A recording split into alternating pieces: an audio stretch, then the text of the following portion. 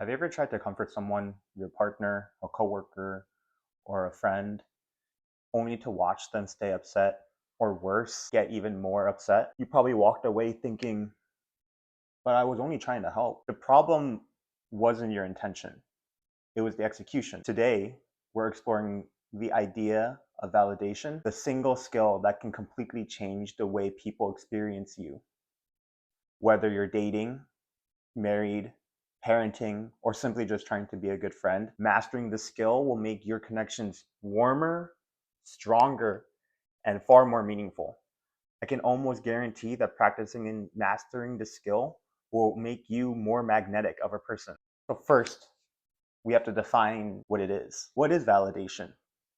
Validation can be defined as the act of recognizing and understanding another person's thoughts, feelings, or experiences. But it goes more than just saying, yeah, I get it. It's showing someone what they're thinking and feeling makes sense. Think of it as saying with your words, your body language, and your attention, I see you, I hear you, your feelings are real and understandable. It sounds pretty simple, right? Yet it's one of the most commonly misunderstood skills in human interaction. Many of us, especially men, though certainly not only men, are taught to fix problems. For example, a friend comes up to you and they say, I'm, I'm stressed. Oftentimes, the first thing we want to do is we immediately jump to solution. For example, maybe you'll say, oh, you should try meditating. I heard that helps. Or, oh, that helps me.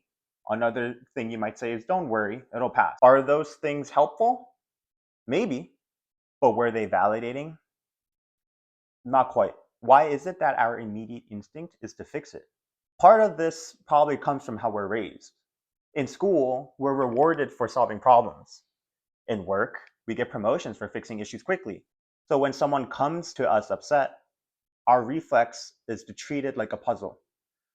How can I make this negative feeling disappear? But what's important to remember and what's important to recognize is that emotions are not like math problems. When I say that, what I mean is when we jump into fixing mode, we accidentally send the message, your feelings are inconvenient to me, let's erase them. Even though what we mean to say is, I care about you and I want you to feel better. What really helped shift my mindset and helped me understand this concept better is to almost think of validation like a gift. So imagine that it's your birthday.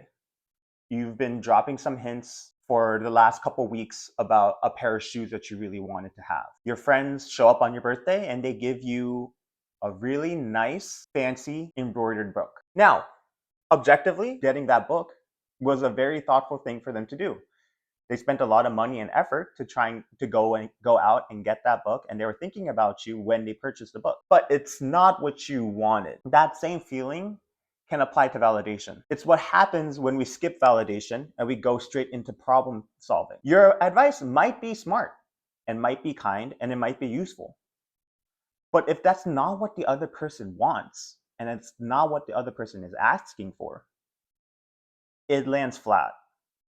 It's like giving the wrong gift. Let me share a short story. There once was a young barista in a busy tea shop. One afternoon, a tired customer came in looking upset and ordered a cup of tea. Now, when that customer came in, the barista noticed that they had an air of stress and sadness around them. The barista, being a kind hearted soul, wanted to cheer them up. Before the customer could even speak, the barista rushed to pour sugar, lemon, and some honey, thinking, oh, something sweet will definitely make them feel better. I think if they have something sweet, it'll make them smile. The barista serves the drink to the customer. The customer takes a sip and quietly pushes the cup away. The customer says, I just wanted a simple cup of tea. The shop owner, who was watching this whole interaction take place, went over to the barista and told them, before you add anything, taste what's already there. So the concept of validation can be applied to this story. Validation in this story was like serving the tea. Before you add your solutions, which in this story was like the sugar and the honey, first offer the warmth that was the tea, the warmth of understanding. Let the person choose what they really want first. Only then, after they've said what they want, only then will your help actually fit their taste. Validation in that story was like serving the tea. Before you add your own solutions, which in this story was the honey and the sugar, let the person that you're talking to tell you what they need. Only afterwards can you then offer more help. But listen to what they want first. Listen to what is on their mind first before you intrude or impede with your own opinions. Now, I know this can come off as just a bunch of feel good talk and that it's just me yapping about this concept. But the concept of validation really is backed by science. Studies show that when people feel validated, the nervous system relaxes. In that particular study, they measured the heart rate, which slowed in the participants after they received validation. The level of cortisol in the participants of the study also dropped. And cortisol is known as the stress hormone. It's as if your acknowledgement tells their brain you're safe, you're seen. Validation says you're not crazy for feeling this. Your experiences make sense given what happened. Now, notice a common idea here. Validation does not mean that you have to agree with every detail. You can validate someone's feelings without endorsing every fact of their experience. What do I mean by that? You can say, I understand why you're angry. And saying that doesn't mean I think everything you're saying is accurate. All it means is that given what you experienced, it makes sense that you'd feel that way. Now, how do you practice validation? How do you actually do it? The way that helped me was I broke down validation into a 3-step process. Step 1, listen. Now, this skill applies to all social interactions, not just validation, and this is a skill that everyone should be practicing regularly. And when I say listen, I mean put down your phone, make good eye contact with the person that you're talking to, resist the urge to interrupt them, and understand that sometimes silence is the most powerful response. Try this exercise next time you're in a conversation with someone and they're telling you about their day or something that they're going through. Count to 3 after they finish speaking before you reply. Those seconds give them the space to know that you're absorbing what they said. And those seconds are giving you time to process what they said and think about how you want to respond. Taking those 3 seconds helps so that you don't just react impulsively and you say something that you maybe didn't mean or say something that might invalidate them. Step 2, acknowledge the emotion. Reflect back the feeling that you're hearing. For example, if you hear that they're frustrated, you can respond with, that must be really frustrating. Or if they are expressing confusion, you can say, wow, that sounds confusing. Maybe they accomplished something great and you feel a sense of pride in your friend. You can respond with, I can tell that made you proud. This isn't about getting the wording perfect. It's about signaling that you see their emotional reality. Step 3, normalize the feeling. Let them know their reaction is understandable. For example, you could say something like, anyone would feel upset if their input kept being rejected or being interrupted.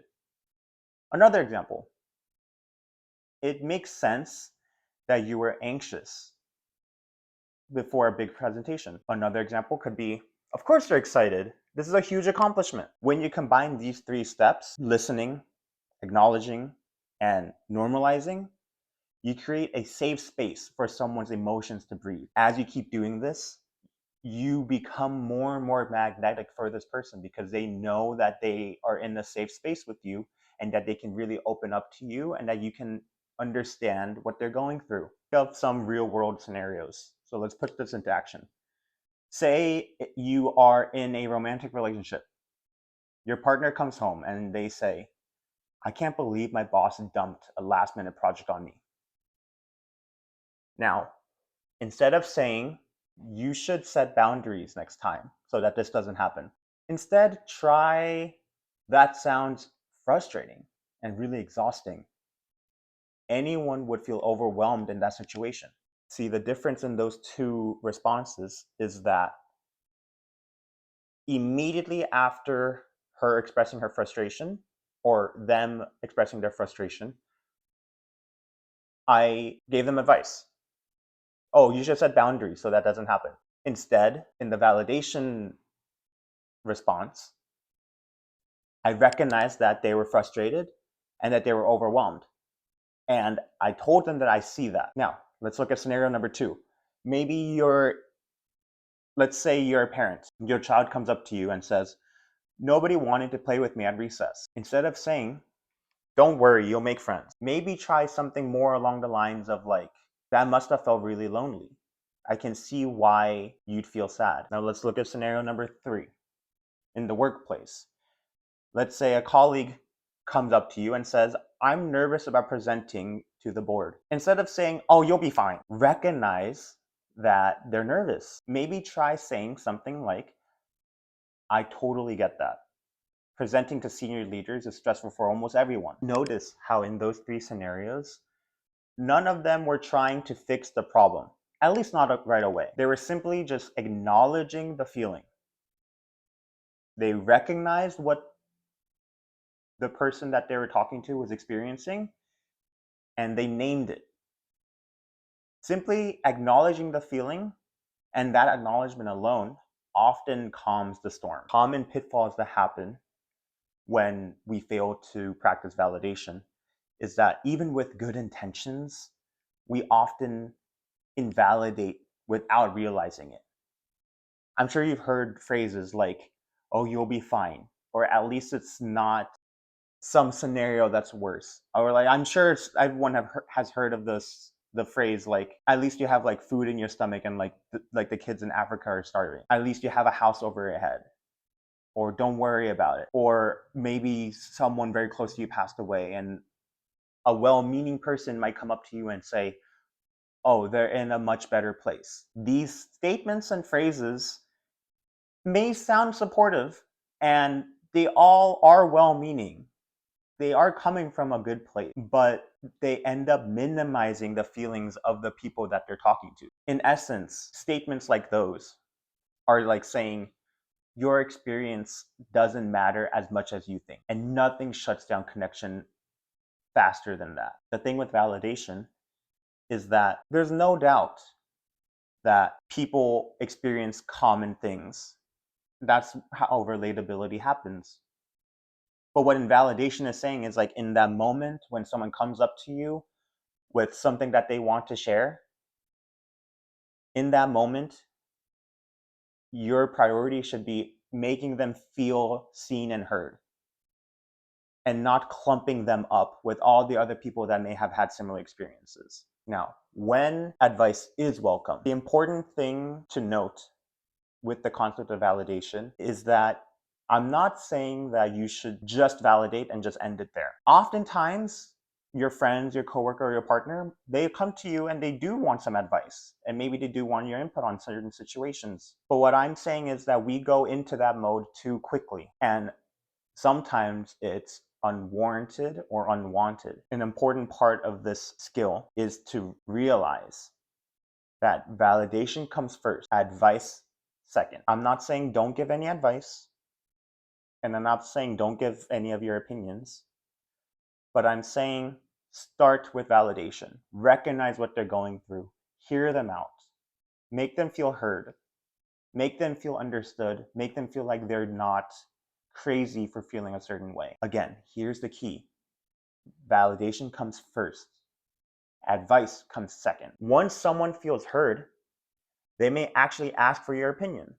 Then by all means, you should share your opinion and share your input. When they do that, they'll be much more receptive to what you have to say. It goes back to the gift giving analogy I said earlier. It's not that problem solving is wrong, it's that the timing matters. The gift of understanding should always come before the gift of solution. If my friend is a basketball fan, but I get him baseball tickets, I'm sure he'd be grateful, but he'd probably be like, dude, thanks, but you couldn't have been a basketball game? And I don't think you'd blame him. Your intention's in the right place, but we just need to work on the execution to really show what you mean and what you want to come off as. So the next time someone comes to you feeling upset or maybe feeling elated, remember back to the tea shop. Before you add sugar, before you add honey or lemon, offer just the plain warmth of the tea, of understanding. Because sometimes the greatest way to help someone isn't to fix the problem. Oftentimes they know how to solve the problem, but they just want to have a feeling of connection with someone else to understand what they're going through. Sometimes it's to simply say, I hear you, and what you're going through makes sense. That's the skill that will improve every relationship in your life. And I can almost guarantee you that it will make you more magnetic of a person. People will become more attracted to you and want to come to you and talk to you more. Next time you're in a scenario like we talked about, when they share something to you, remember those 3 steps: listen, acknowledge, and normalize. Watch how the conversation changes. Take those extra seconds after they're finished talking to process what they said and think about what you're going to say next. That's it for today. Thank you for watching. I hope you continue to improve and get better every day. Thank you for watching. We can get better together.